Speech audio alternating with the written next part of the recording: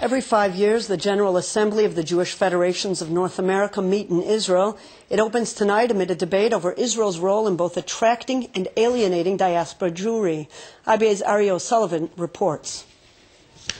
Just before tonight's opening of the JFNA's General Assembly, delegates met at the Jewish Agency's Assembly where they discussed the partnership between American Jewry and Israel.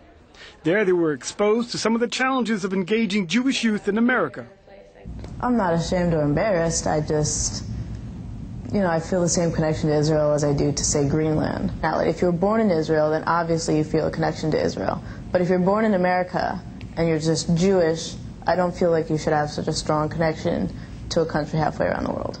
I'm on campuses every day, and I can tell you that I see the most brilliant, creative, beautiful young Jewish students, but they come from different kinds of backgrounds than the last generation came from, and so the conversations that we have about how to connect to the Jewish community, the Jewish world, are obviously different. Some say there is a need for Israelis to boost their understanding of American Jewry, and that the lack of religious pluralism here is alienating them.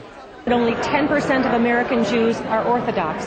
That means 90% of American Jews practice a form of Judaism that's not recognized in Israel. And I think that's a problem. I think it's been a problem that has been kept under wraps for a long time, but I think it's a problem that is now much more in the forefront. If Israelis aren't interested in the form of Judaism that I practice, what kind of connection can I be feeling with Israel?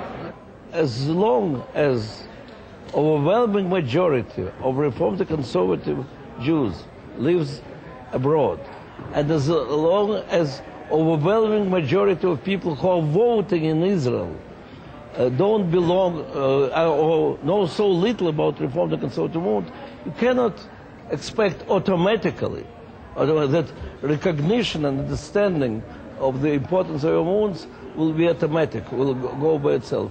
We need a very serious dialogue. Stuart Eisenstadt, a veteran U.S. diplomat and co-chair of the Jewish People Policy Institute, says that Israel needs to reach out to help preserve diaspora Jewry for its own good. In North America in particular, we're used to supporting Israel financially, morally, politically, and we should continue.